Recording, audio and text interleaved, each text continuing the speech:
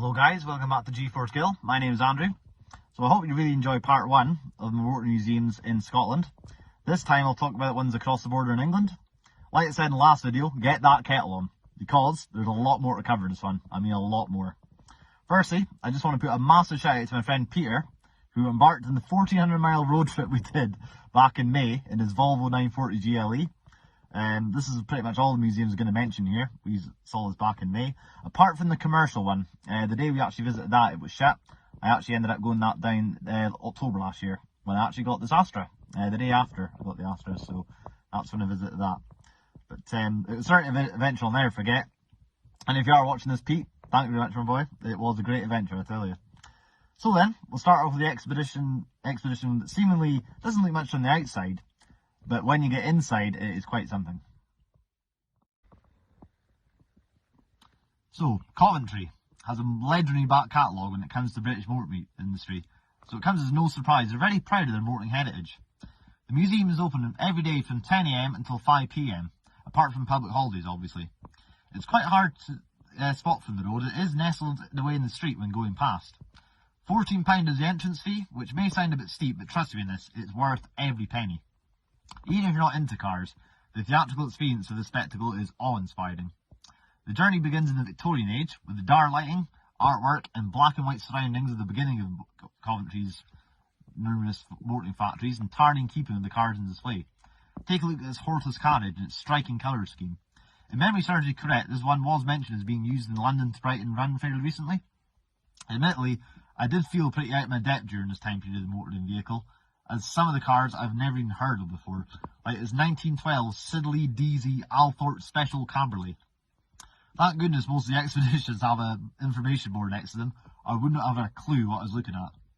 Indeed, I'd be hard pressed to tell this is actually a Rover, a 1906 Tudor in case you're wondering. Nonetheless, the presence of all these motor relics from a truly different age is a real treat. Moving through the building, the Second World War is the next theme to come across, and walking through the make-believe trench and with air raid sirens, blading and gunshots are as terrifyingly realistic as it is unforgettable. The work that must have gone into this is absolutely commendable, really is. In keeping with the World War II theme, a Daimler armoured car is on display, complete with all the authentic livery of the time.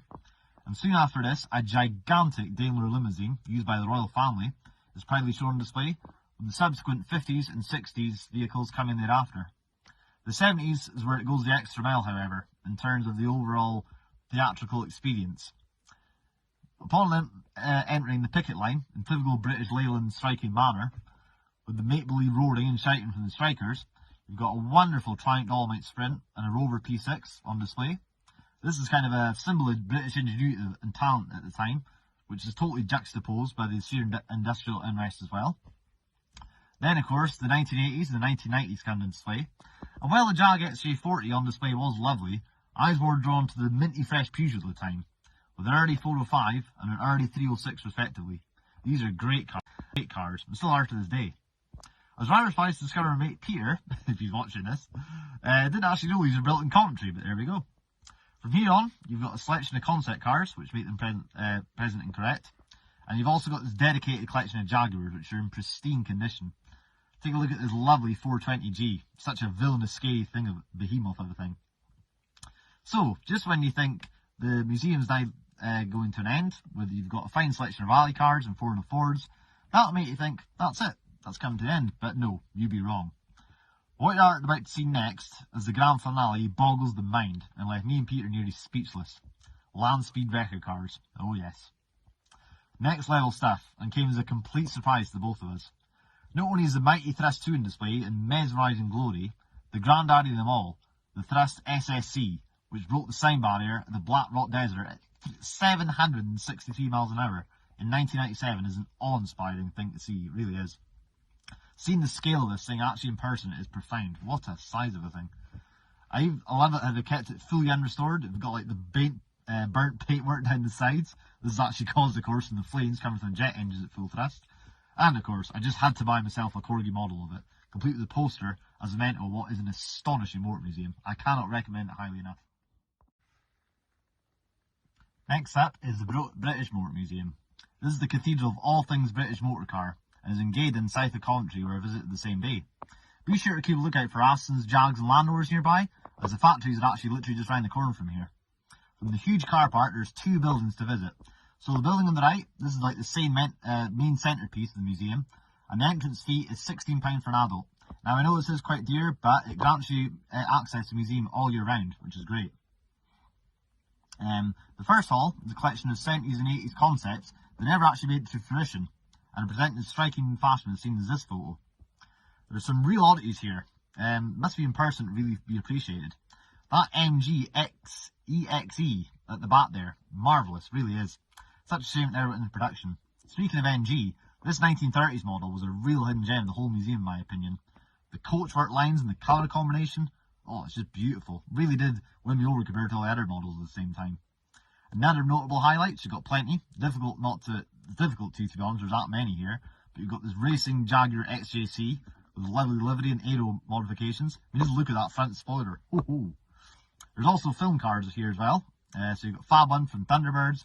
You've also got the Reliant Regal Supervan, not a Robin, from Only Fools and Horses. Then the next hall is where it gets very surprising, quite unexpected. So you've got a vast collection of spare parts on display and accessories for all kinds of British marques, with more Lucas headlamps and spark plugs than you can shake a stick at. Not only are models on display for testing purposes, like this BMC ADO16 wind tunnel prototype, creating bright orange really grabbing your attention. That's really cool, that, like a wind tunnel model in a museum like that. It's something I really wasn't expecting. But as you know, of course, I'm a Vauxhall fanboy, always have been. This museum obviously knew I was coming. So, what we have here? Well, we've got Crestas and Veloxes, which are lovely, but this 1970s SRV concept car, Mark Van Aster GT and the Chevette HS, they were really what got my interest here. Brilliant cars, really are. Nearly fainted at the holy grail of motoring in the workshop in the museum, just next door to the main museum. I could not believe it. Wait for this. It was the Lotus Carlton. Press car K948XGS. In the flesh, with some lucky sod driving it for a magazine test. Lucky him, eh? Considering this very car is on the cover photo for this YouTube channel, G-Force Gill, that tells you all you need to know how much I love this car. And how jealous and bitter I became when the geezer driving wouldn't let me sit in it. Let alone have a spin in the car park, but there we go. I'm not bitter. Never mind, maybe one day. On to build number 2, which is none other than Jaguar's very own Heritage Collection, which is a myriad of all the marque's famous models. What a spectacle this is. It's fantastic. I'd happily stay here for longer, to be honest, but time was pressing on at this point, so we couldn't stay too long. All the Jaguar's greatest hits from the past years make their way here. Not just the cars from the power plants, but you also got the power plants as well. You'll see in these photos the magnificent metal on display. You've got this prototype XJ220 being the creme de la creme, but you know, it's the thing. But I love Jaguars. You look at this back catalogue stuff. You're not surprised really why, to be honest. It's upstairs. You'll also see the makes from other British manufacturers. Plenty to sink your teeth into here. Not literally, of course. The theme here is actually significant. So it's things like press cars, the first or last model ever built, that sort of thing. It's refreshing to see the kind of variety here, from the Exotica to the humble family cars. And being an Austin Rover fan, it's very much drawn to the last ever Montego built. And you can see in the photo here, it's actually got all the signatures from Edward at the factory back in 1994.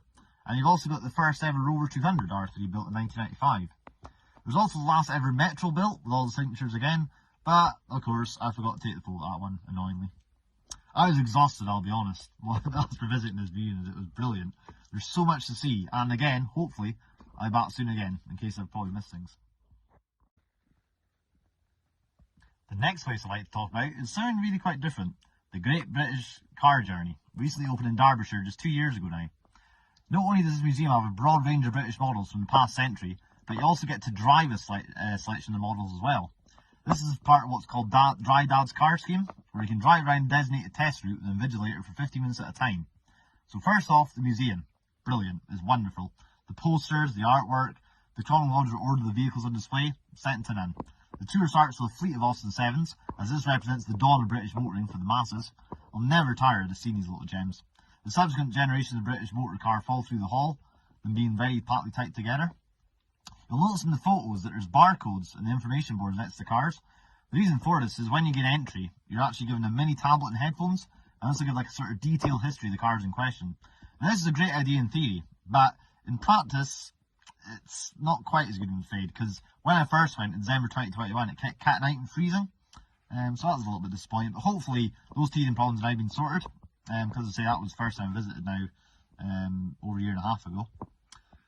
Picking a motor here that's my very favourite is very hard. There's so much on offer, but it's very difficult not to get interested with this Bentley Continental. There's one once owned by Elton John, and you've also got this Leicester Cheese McLaren 650S as well. It's got to be up there, I'd say, for my favourites.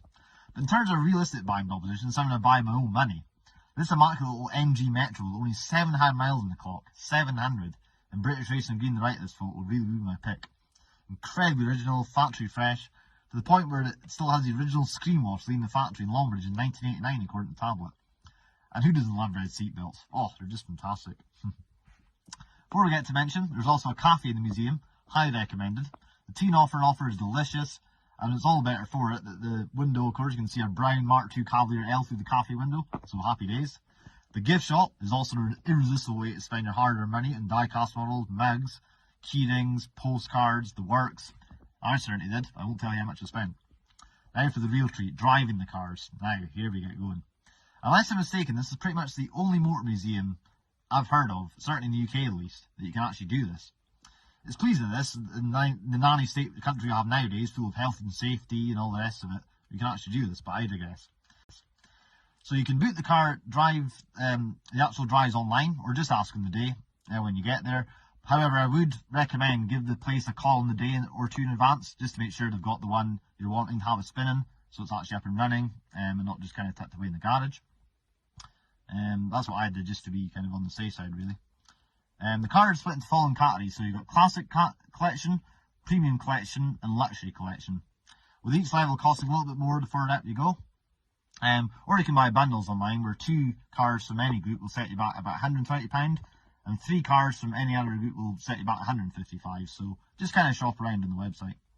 I'll put a link for this description actually in the video below, just where it kind of gives you the description. I'll put it there for you. But the first drive I did was a wee 1966 Modus Mini 850. I've never driven a Mini before, so I thought I had to with this. And also a 1981 Vauxhall Astra Mark 1 1.3 in Jamaica Yellow. Yes.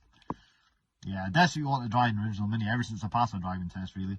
So having the Hoon in this A-Series powered bundle of joy, great birthday present for me, because it was actually my 27th birthday. This was kind of a wee treat for myself, so it was great, even if third gear was a little bit tricky at times, shall we say.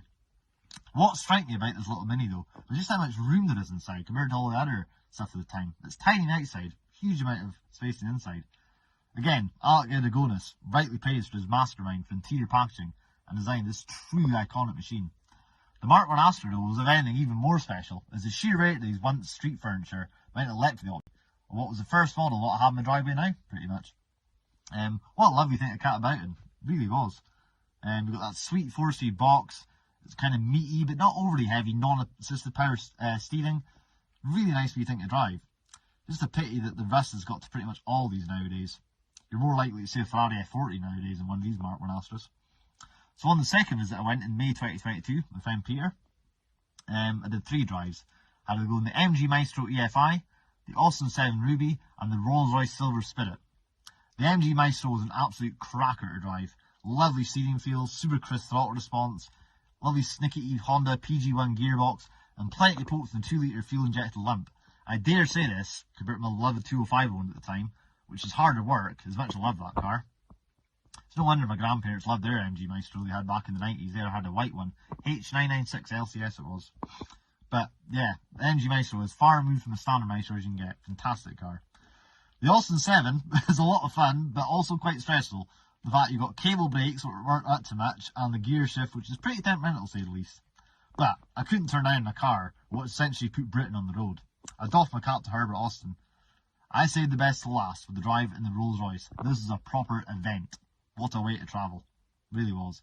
Eerily quiet, smooth, comfortable. But when in the car, that 6 3/4 litre V8 could fair get a shift on, I tell you. The only slight thing was the irritating and erupting invigilator all the time. Hinting that he thought I couldn't drive or be trusted behind the wheel. Spoiled things a little bit, never mind. After a drive, you can pay for the printouts of the drive-by shots taken by the photographer, or you can have them sent as an email. This is a kind of link, which I did.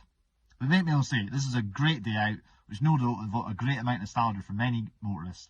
Go and check it out by any means, and like I say, I'll put the link in the description. Next up is something a bit different. Firstly, this was actually sadly closing the day we rocked up during our road trip extravaganza in May 2022. So it's actually worthwhile maybe giving the museum a call just before you go in to make sure they're actually open. I got lucky the second time around, like I say, in October, the day heading up the road after collecting this red Astra, of course, needless to say. So logistically, it's actually no problem to find. It's pretty much just off junction 28 on the M6 northbound. The day in question was even better by a sort of cars and coffee event in the morning to this cracking turnout of classic HGVs.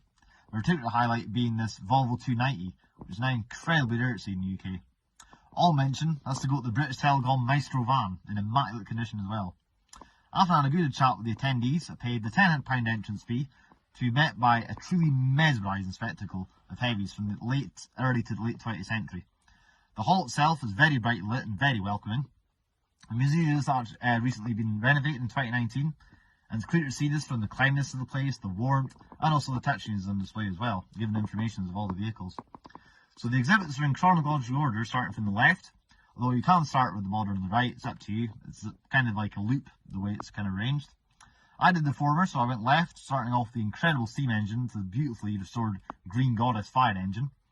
It's fascinating how long these were kept in service for, right up until 2002 in fact. Check out Hadnat's Will It Start video from a few years ago, when he came across them if you haven't seen that already. Next you'll see a fantastic selection of rigs dating from about the 1950s. Check out the starting handle on the Foden and Michelin livery on this AEC Mammoth Major. It's just wonderful. However, this caught my eye straight away soon afterwards. A model of a Leyland AEC Esso tanker, just like the one my granddad would have driven back in the early 1970s. He says we're very much ahead of our time, their innovative cab design, and of course you've also got another fine pair of trucks here, this ERF and Atkinson, with the almighty Gardner diesel engine, one of, if not the best diesel engine ever made. This collar is also present and correct in the collection, and the livery of this, it's just genuine artwork in these old lorries, it really is. But it's not just trucks that find themselves here, vans are well catered for as well. These 1920s and 1930s Ford van were a welcome surprise, along with the blue minor van at the end of the row here. Another treat with this blue Dodge Space van, in TV licensed Inspector guise rather bizarrely. These curious looking machines were once a very popular sight in the 70s and 80s, going all the way back to the previously rebadged Commer version. Moving into the 1990s, you've got this Leyland Concept commercial, which will certainly raise a few eyebrows at its space age appearance at the time, and aerodynamism being key to the exterior design overall. It's a real shame in our introduction, no doubt caused by cost restraints. If I had to pick a favourite in the whole museum, well, it would have to be this truly striking behemoth of a thing. This is a Scammell Contractor. This absolute monster of a heavy good-end vehicle and specialised in seriously heavy haulage, hence the 14-litre, 6-cylinder Cummins diesel engine with 335 brake horsepower and a pneumatic cyclic gearbox. I was fortunate enough to be allowed to sit in the driver's seat by one of the organisers. The view from the driving seat was really quite something. Again, this place comes really highly recommended for myself, even if you're not into really HGV side of motoring. I for one really do, so I've got a great interest even with knowledge in them. It's not really on a patch of cars obviously, but just as I say, give them a call just to make sure they're open and you'll not regret it. So then, I'd say the best till last, the Haynes Motor Museum. The ultimate cathedral of all things motorcar under one roof. Put simply, number one of them all. So the Haynes Motor Museum in Yeovil, Somerset, which I know is quite a distance if you live in the Highlands like myself, but trust me, it's worth it. It's just fantastic, it really is quite some place. First of all, some history in the place. So the museum opened around about 1985, and essentially a vast collection of over 400 automobiles and motorcycles acquired by the legendary entrepreneur and late true gentleman John Haynes. God rest his soul. The museum has recently undergone constant improvements and renovation over the years, and it's beautifully set out and presented. Beautiful museum. Being no doubt, this spectacle and a must for anyone, even remote interest in cars.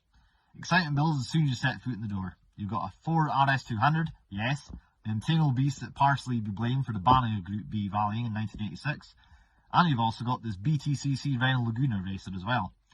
From my own point of view, this is very fond memory for myself, because I actually used to play this in 2K Race Series in the PlayStation 1.